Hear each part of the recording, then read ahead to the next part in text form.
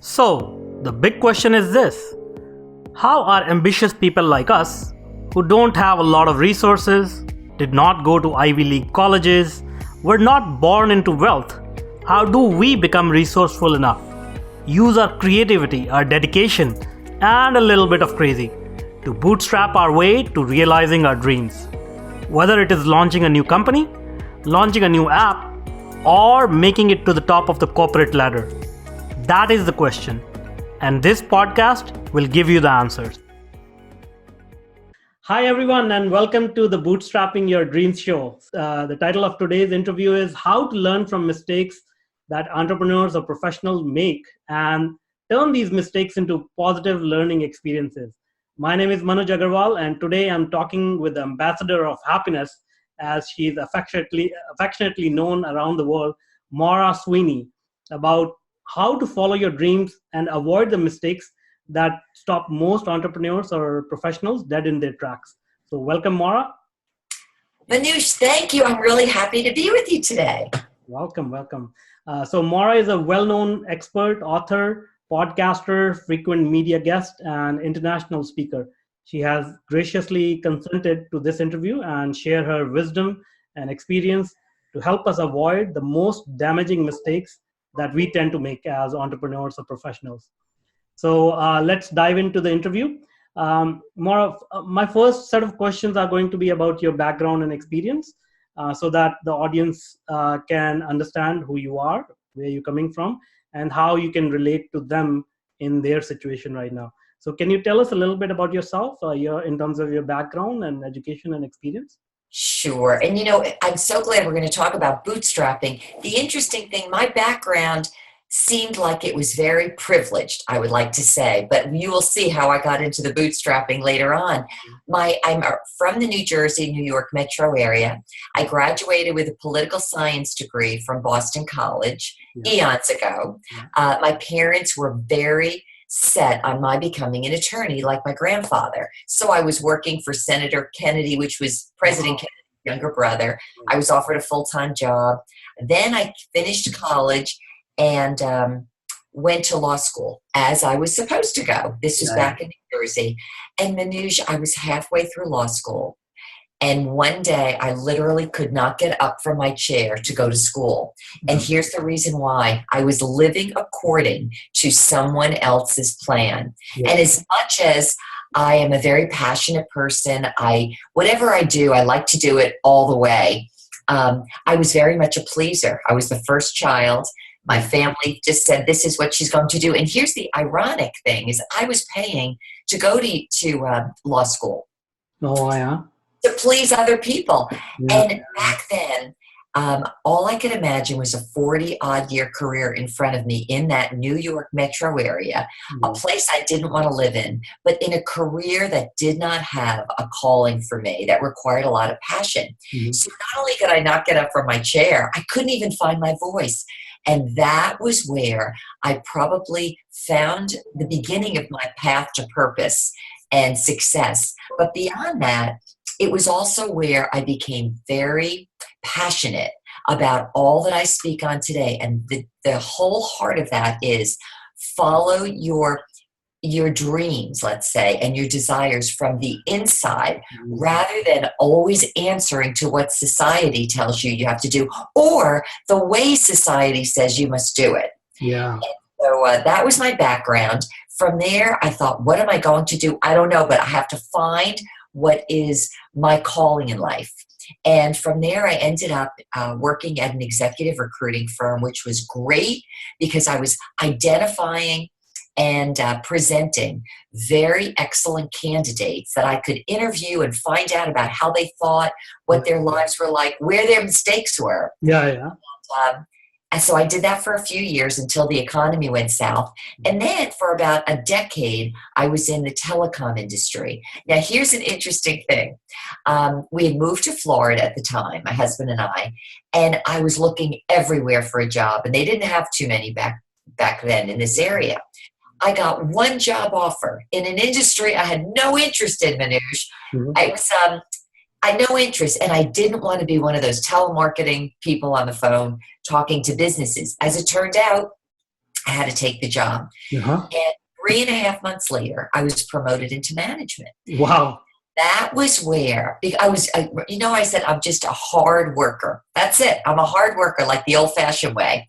And my manager said, Maura, I want you to take this position. I didn't even want it, but he saw something in me. Yeah. As it turned out, Manoj, that was where I started to learn where my talents were, where my passions really lie, Yeah. and where I could make the biggest amount of difference and really find happiness, because I ended up having the top office out of 34 cities in the nation, 34 offices.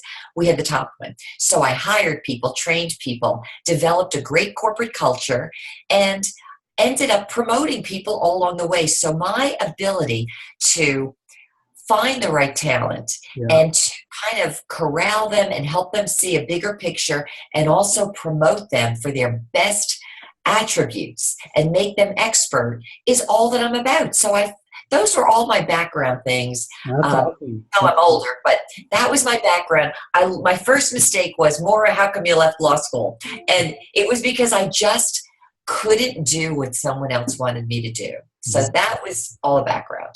That's awesome. You really touched upon that point, which is near and dear to my heart, which is follow your dreams and not live by the rules that have been set up by the society. Yeah. But most of us do that, or a lot of us, unless we're like the real renegade personalities. But society, we always think they know better. Yeah. You know, these are the markers. We should all do it this way. And Manoj, I have to tell you, I would have been an okay lawyer. Mm-hmm. But I became an excellent manager and developer of cultures and people, and that was where it was actually my mistake, if I could say, by leaving law school, that helped me find my way. It's not like I had a business background, mm-hmm. And since we're talking about bootstrapping, let me share this. In the years that I worked as an executive recruiter, we worked for some very big companies, and we were recruiting at a high level. And oftentimes they would say, you know, we're looking for someone with this kind of an academic background, or someone whose resume looks a certain way. But with all the in-depth interviewing I did, I learned to identify people by their energy and even by their mistakes. Nice. And I'll tell you, the people that I would often present would be people that learned how to navigate through hard times. Because, you know, there are some people that have it really easy in life, but when times get tough, they have no idea what to do. They cave. They don't know how to work with other people. They're not resourceful. Yeah. So I would find people that I could tell they'd be sitting in an interview, and they'd be leaning forward, and they'd be asking questions, and they would be able to answer the question about, what did you do? What was the most difficult thing you had to do, or the biggest failure you had in work? And how did you overcome it? And it was people that answered the right way, that had the bootstrapping attitude, that not only would I present as a corporate recruiter, but I would also hire when I was in my own corporate job. Nice. So I was probably somebody who didn't always do it the way other people said, but I would go for the energy. Yeah. And I was usually right. That's awesome. Yeah, I mean, listening to your heart, listening to your intuition is a key. And I mean, more people should do that. And I hope this interview will help them, cross that threshold in their lives. So can you share some success stories or experiences you've had where you recognized you talked about it, but maybe you can share some success stories about some other people that sort of followed their heart, followed their dreams? What comes to mind, I was thinking about this earlier. You know that I've had various chapters in my life of career, and I take each lesson and each skill from each chapter, and I keep adding it to my toolbox. Mm-hmm. But prior to my becoming an author, my husband and I have a company, and we were representing other, I would say other artists, mm-hmm. and other people of skill, one of whom was a preschool teacher. Okay. And I will tell you this is very interesting, and I know that there's an important lesson in it. She had difficulty going to school as a child because she had learning disabilities. Mm-hmm. And she ended up becoming very creative as a result. So here she was, this preschool teacher. We took an idea she had and turned it into a preschool series of books for children. Plus, we had a 15 recorded songs that were phenomenal, and we had a plush puppet. We ended up bringing this program all the way to a national audience. And people love the product. They love the character. Here's what I wanted to say, is that the woman who was the preschool teacher ended up growing up feeling like she had no skills and no intelligence. Her sister was many years older, and the sister was super smart and super successful. The interesting thing was, this author, the teacher that we turned into an author, had so many, I would say, learning challenges that when she created her book series for little children, she employed all the things that she learned that helped her learn as an adult. Everything was in rhyme. Things were fun. The characters were alive. And so whether you were a learner by visualization or hearing or doing, she incorporated all of that in. So she actually took all of her challenges in life and used them to overcome her own learning disabilities. And as a preschool teacher and author, the books she created were designed for people that could learn any which way, but they would all learn. And they were beautiful and fun. Awesome. That's great. And so it was so much fun, and it was a great learning experience for us because we were first-time publishers at the time. So it was like we had to throw ourselves into that. And this was many years later. But it was very exciting to see how yet another person could take their challenges, but yet their desires, and turn it into their dreams. Awesome. That's great. I was actually, what a coincidence. In the morning, I was writing an article about embracing the benefits of constraints. So which was sort of along the same lines of, how some people don't have all the resources, but these constraints can actually work in your favor sometimes. They do. And you know what, if I could go back even to my own story, the fact that I was under so much pressure to become this attorney, and yet literally my body couldn't go anymore. It was the feeling of, now that I left law school and I feel like I failed my parents, all of these, 20 odd years of expectations. What do I do? But what I did is that I would always follow things I liked or things that were of interest to me. And if you want, Manoj, I could even share with you how that story, my feeling almost dead at only 23 years old, dead, leaving law school, not knowing what I wanted to do. And I remember thinking, I better find something. Yeah. And so a lot of it was almost like a pioneering experience. But in every case, I would always figure out where my strengths were and the things that I liked the most. Now, let me go back. I want to share something else that will probably be helpful. For sure. What I do today is this ambassador of happiness. And I've probably spoken several dozen times in maybe a dozen countries, plus here in the States as well.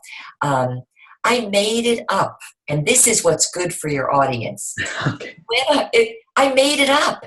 And I think this is very helpful when it comes to bootstrapping, because it was, oh my goodness, I was probably like middle age. I'm still maybe late middle age right now.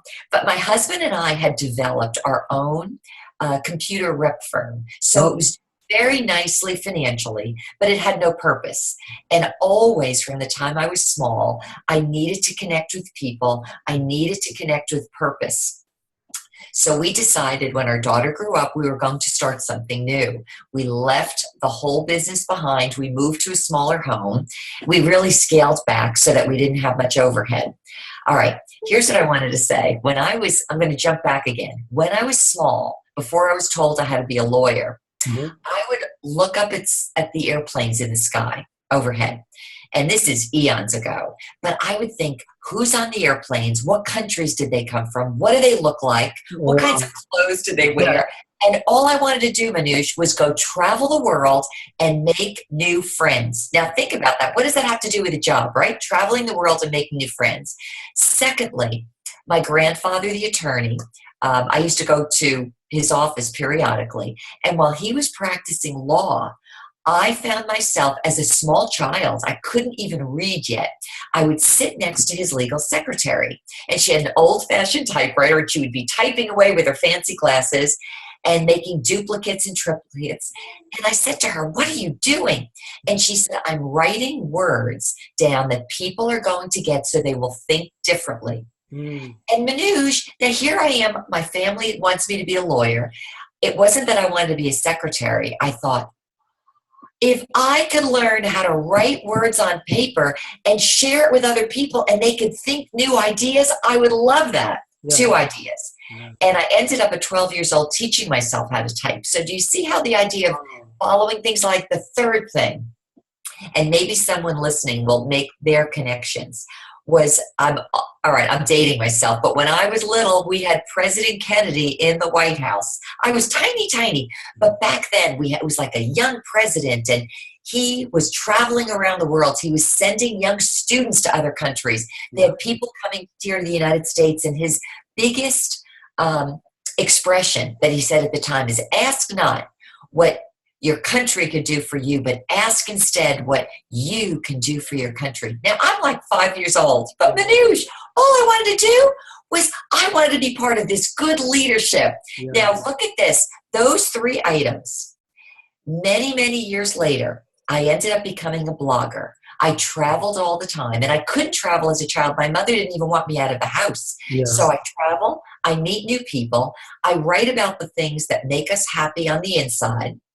I become the ambassador of happiness, a title I got when I was invited to speak at the inaugural Nelson Mandela Day celebrations. Wow. So I took childhood desires, interests, curiosities, enthusiasm type thing that really excited me, Yeah. and I created them through a series of I want to say fits and starts, by writing, by interviewing, by traveling, by constantly going to meetings and meeting people. And all of a sudden, it was like eventually people saw me for what I was, and it was a job that never existed. So when you think about bootstrapping, and here's another thing, imagine being in your 50. That's how old I was when I started this.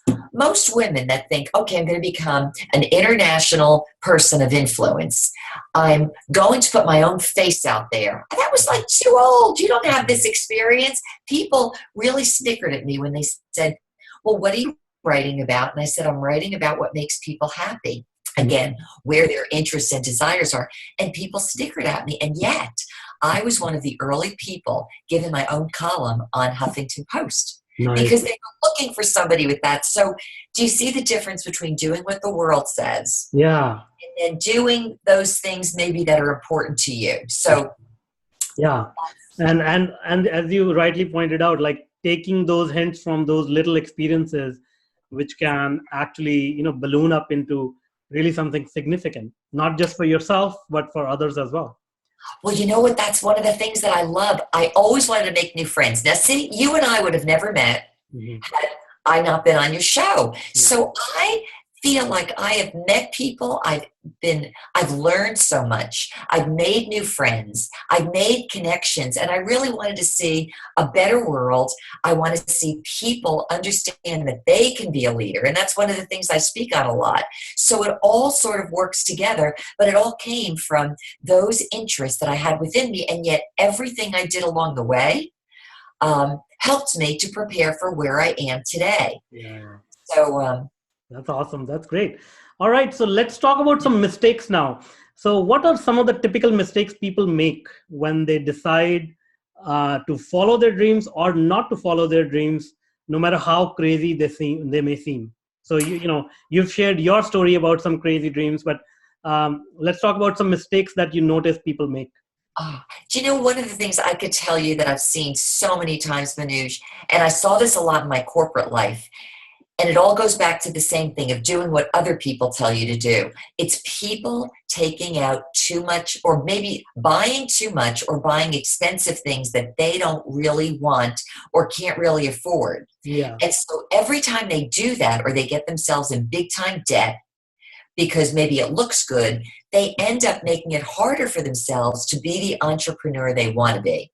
And I remember, I could remember people just having so much debt on their credit cards and then saying later on, I want to do something else. But because they put themselves in unnecessary debt, they weren't able to just step away and say, I have the freedom to do this. And I'll tell you, I had to do that years ago.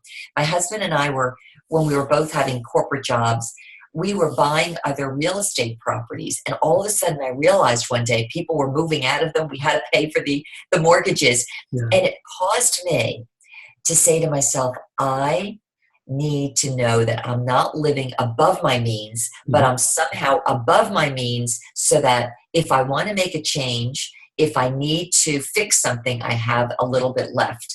And so it caused me to be more of a pay-as-I-go kind of a person rather than let me take out a major loan. Yeah. And that's one of the other things. Not everybody should. There are a lot of people that'll go to universities and they'll take out huge loans. And then by the time they get out, it's so hard for them to find something new and pay back the loan. So I would say even to some people, think twice before you go to university, because maybe what you're preparing for, you can get there a different way. Yeah. Because that could be a huge commitment. I'm not saying don't go, but what I do today, I'm not really where I am today because of a university degree. Yeah. I'm there because of hard work, life experience, and things that I managed to teach myself. So that's something to think about. Yeah, for sure. Go ahead, please go ahead. Well, that was one of the things. The second one, and this is very central, it goes back to what we started with, is find out what it is that's important to you rather than someone else. Sometimes we could even have an aptitude. Like I had an aptitude, I probably could have done the law, but it wasn't enough to keep me going. And so sometimes if you're pursuing something, and especially if you're committing to it financially, make sure it's something that resonates with you. So let me give you an example. Let's say somebody does want to, let's say they want to go to law school. I would say go work for a law firm first and do some work for them. Be around that industry. Find out if you feel energized by it. Does it relate to you? Do you feel like you're making those connections? And if your insides are not registering, don't go. Here's another thing, and I'm going back to law school. There were some people that had actually gone back to law school when they were much older. And I was somebody right out of university. And you know what I noticed? They were so much smarter. They had so much more street smarts. They knew why they wanted to be there.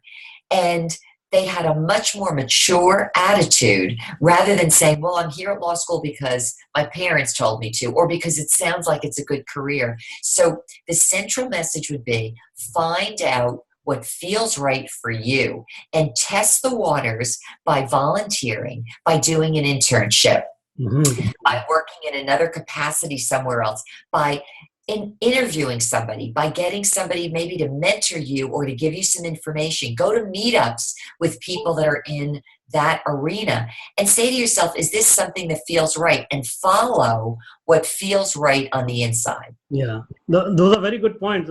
Unfortunately, I come across a lot of people, they ask for advice about their career development.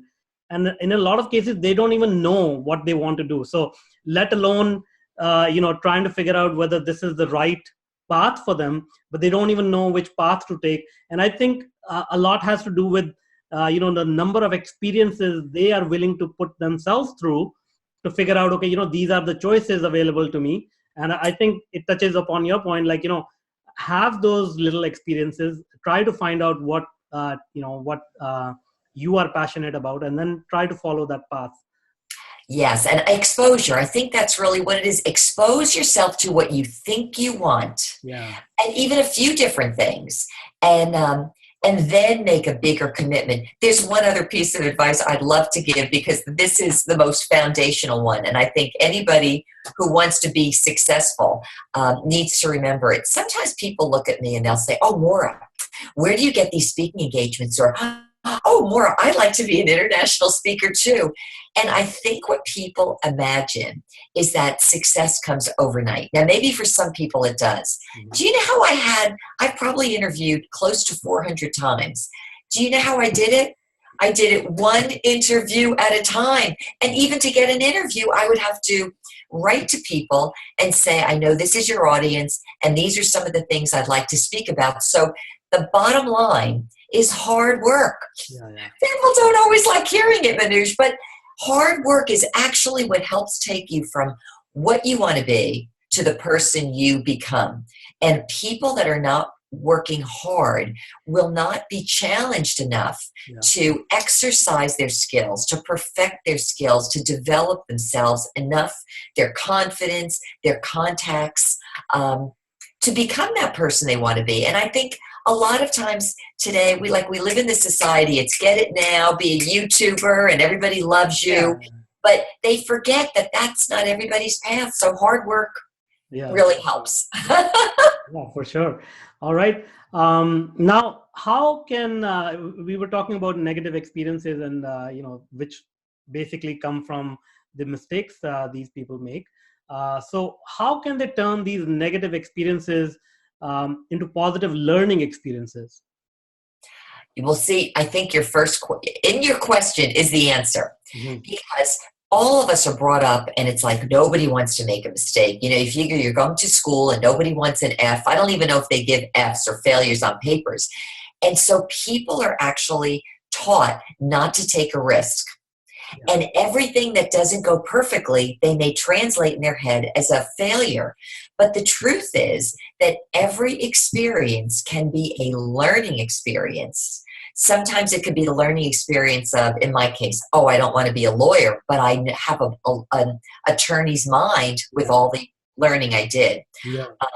And I know how to speak the language. But I would also say that every experience where, even if we don't do well, it could show us this is an industry I don't like or a position I'm not good in. But also, it could be let's say we made a mistake. There were people that I had to fire when I was in corporate. And maybe it was because they were taking shortcuts and they were being dishonest. Mm-hmm. Writing up sales orders that they shouldn't have, and they would lose their job. Now, what would be the good thing coming out of that, right? You'd say, oh, I lost my job because I was fabricating sales.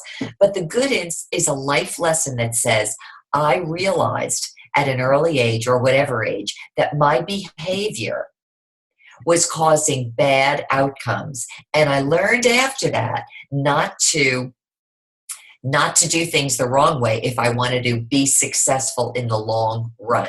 Yeah. And so I think that's a good way of looking at it. So everything then becomes a learning experience. Mm-hmm. And then everywhere we go, we add wherever we've been, even if it's a bad experience. I tell you, I feel like I've learned from so many failures. Let me give you one. Sure. When I was in high school, I had my freshman year teacher teaching us Spanish, but she didn't speak English. Mm-hmm. So I took the whole first year and I thought, I don't understand Spanish.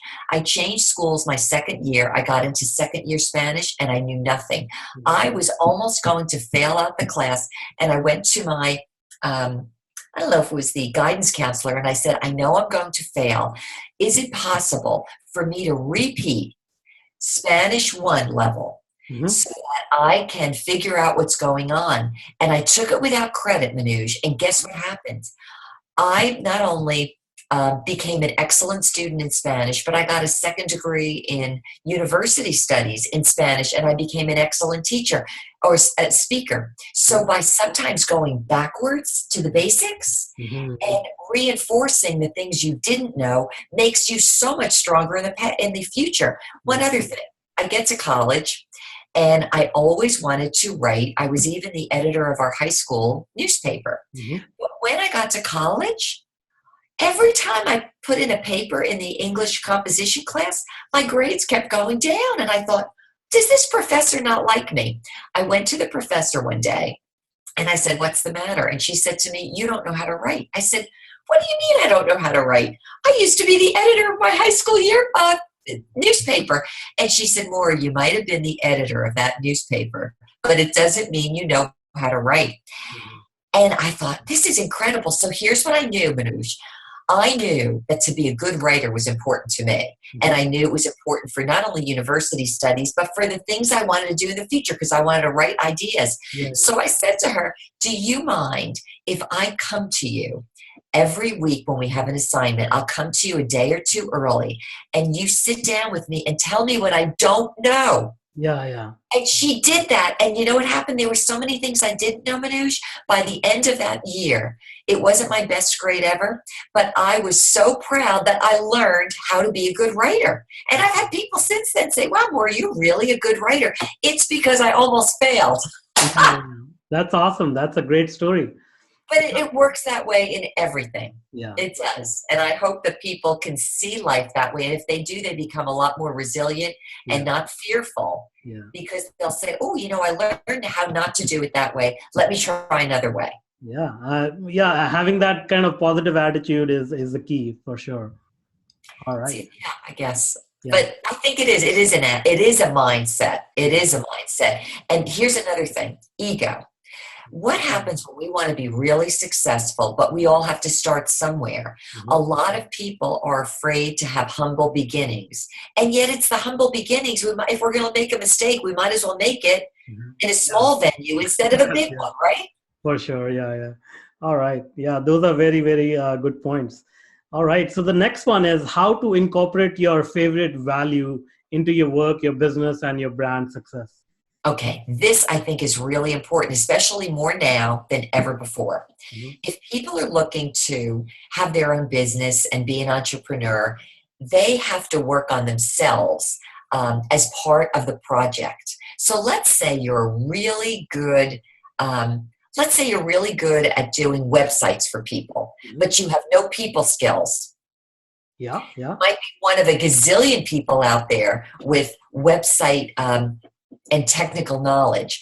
Putting a value, and I say a value, it's a characteristic of yourself into what you do, helps separate you from other people and helps your marketplace start to recognize you as being different or special.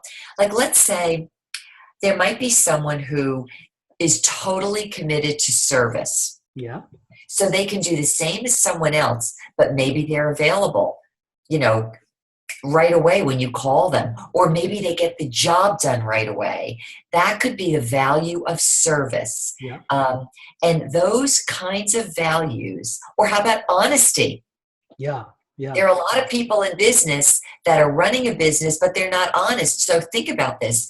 If they have a customer and they're dishonest to the customer, then that customer will end up speaking poorly of them rather than recommending them. For sure. And so whatever your value is, use it and incorporate it into your business. And because what happens if you want to change your business or you want to adjust your business? People actually start to know you by your personality and the attributes of what you have. Like for me, I was so much into setting up positive work cultures when I was in corporate life. People never wanted to leave once I hired them. They loved the environment. They loved the atmosphere. They loved the positive energy. So I ended up being one manager out of many who had such loyal employees because I treated everybody well. So when it comes to values, it's the personal side of who you are, and it's something good that you can bring to the table that makes other people feel better, feel special, feel taken care of, being given, let's say, the I don't even know if they call it that anymore, the kid glove treatment, where you're really treated very well. And those kinds of things are so important for success. They really are. They're so important, and most people are not aware of it. If I could add one more thing to that too, Manoj. Yeah. Years ago, and because I always follow culture and trends. Years ago, we used to buy things because they were advertised on radio or TV or newspapers, and we were told what to buy. Yeah. And people would just sell you something, and they'd kind of manipulate you into the sale. Yeah. Today, people don't work that way. They want to know that what you have is something that they need. They want to know that you're interested in them as an individual or their needs and that you can supply something for that need. And so this would be one other thing I would say, is develop relationships rather than looking at people as your source of money. Mm-hmm. And that is a big help as well, because there's a certain amount of trust that gets put into that, and it may not help you right off the bat, but over the course of time, people know your reputation, and that carries you. They call it goodwill. It's the part of your business that's unseen, but very, very powerful in terms of your reputation and having other people recommend you or come back to you for service or whatever they're going to buy from you. That's great. Great advice. All right. Now let's move on to another related topic. What do you recommend in terms of how one can find and develop their own niche? Okay. I did mention to you about my own. I love leadership and I love inspiring people to be their own leader. And I love to write, and I love to travel. So I took some of the things that I loved and put them together. I'll tell you one other thing. I used to take some art lessons when I was growing up. I wasn't good at them, but my husband one day said to me, Maura, why don't you create artistic frames? And you could use those frames and put different quotes inside of them. And I did. And you know what it did? I was one of how many bloggers? Everybody blogs today, right? But I would insert my artwork and my frames into my blogs. And because it was constantly there, it gave people this different feeling like, oh, she's not just a blogger, but I could feel the sense of who she is and what she does. Now, that was because I could do artwork, but maybe there are people that have other skills. So think about this. Like, let's say you want to sell coffee. Mm-hmm. How much coffee is out there? That would be a commodity. So think about this. What could you do if you wanted to sell coffee that makes it different? Well, think about you add a spice to it, or you put it in really special containers, or you go out into the marketplace and you actually bring it to people. Yeah. So you want to think about something that you have in your own interest level or skill set, or like a lot of times we have abilities we never went to school for, but we know how to do it.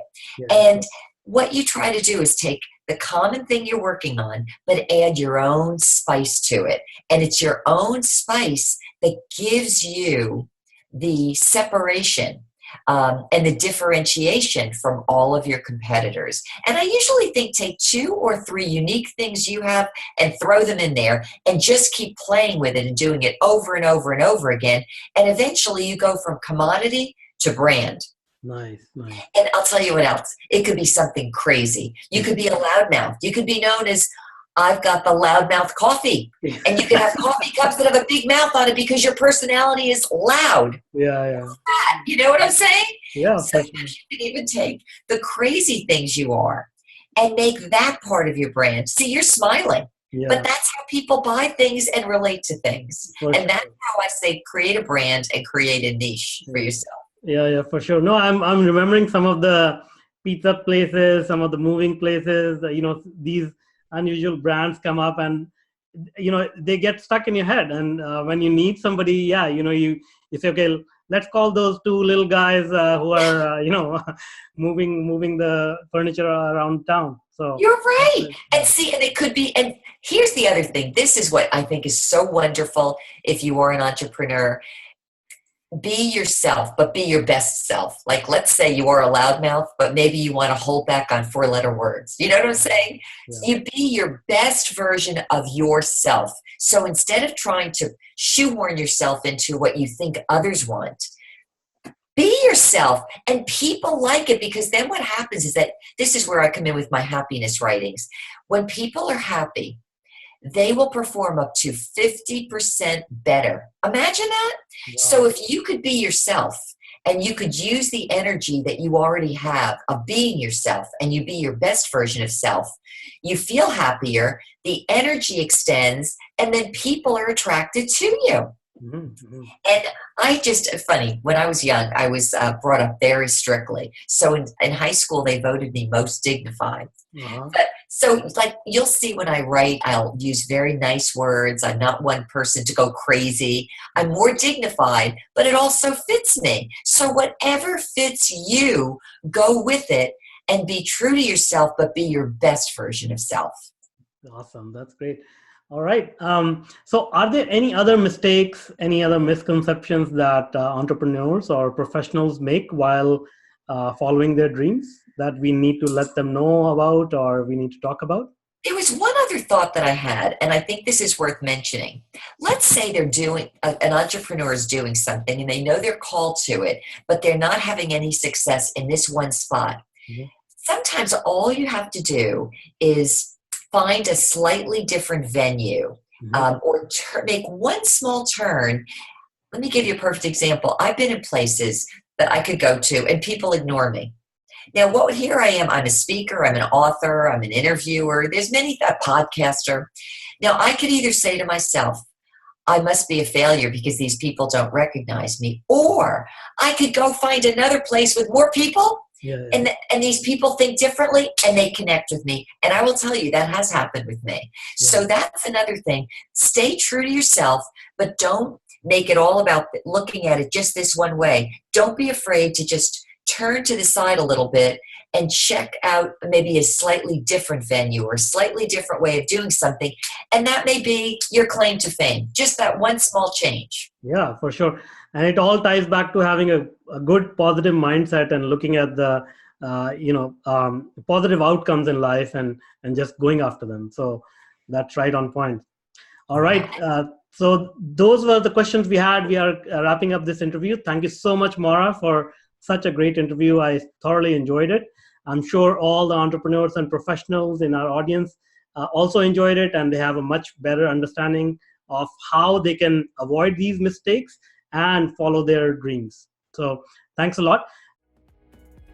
So again, I'm Manoj Agarwal, and thanks a lot for joining us on the Bootstrapping Your Dreams show. I'm guessing there are a lot of type A ambitious personalities in the audience today. And you guys are always busy thinking about your next big move, your next plan to conquer the world. I know, because I'm also constantly trapped inside my own head. To avoid stress and live a healthy and happy life, I highly recommend Ziva Online Meditation course. This course is taught by world-renowned meditation teacher Emily Fletcher. Trust me, meditation has been scientifically proven to reduce stress and heal chronic ailments.